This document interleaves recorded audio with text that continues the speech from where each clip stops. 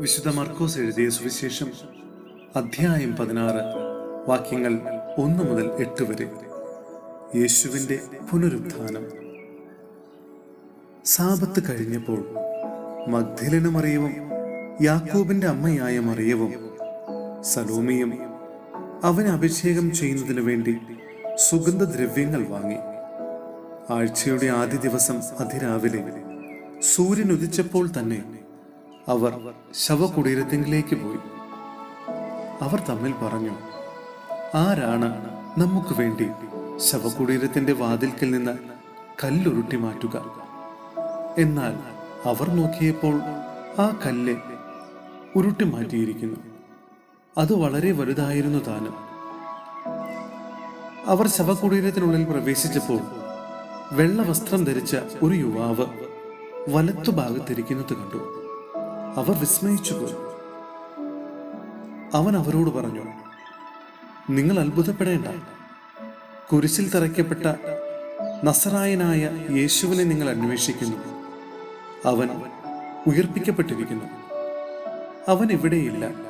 നോക്കൂ, അവർ അവനെ സംസ്കരിച്ച സ്ഥലം.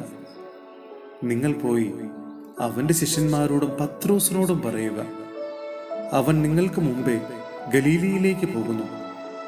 അവൻ നിങ്ങളോട് പറഞ്ഞിരുന്നത് പോലെ അവിടെ വെച്ച് നിങ്ങൾ അവനെ കാണും. അവർ ശവകുടീരത്തിൽ നിന്ന് പുറത്തിറങ്ങിയോടി.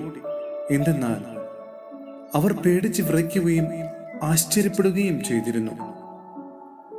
അവർ ആരോടും ഒന്നും പറഞ്ഞില്ല. അവർ അത്യന്തം ഭയപ്പെട്ടിരുന്നു.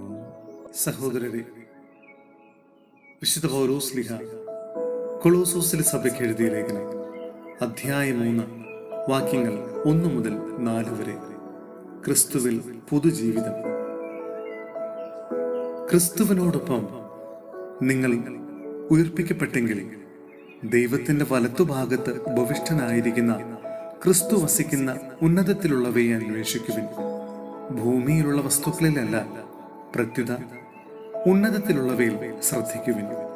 എന്തെന്നാൽ നിങ്ങൾ മൃതരായിരിക്കുന്നു. നിങ്ങളുടെ ജീവൻ ക്രിസ്തുവിനോടൊപ്പം ദൈവത്തിൽ നിഗൂഢമായി സ്ഥിതി ചെയ്യുന്നു. നമ്മുടെ ജീവനായ ക്രിസ്തു പ്രത്യക്ഷനാകുമ്പോൾ അവനോടുകൂടെ നിങ്ങളും മഹത്വത്തിൽ പ്രത്യക്ഷപ്പെടുന്നു.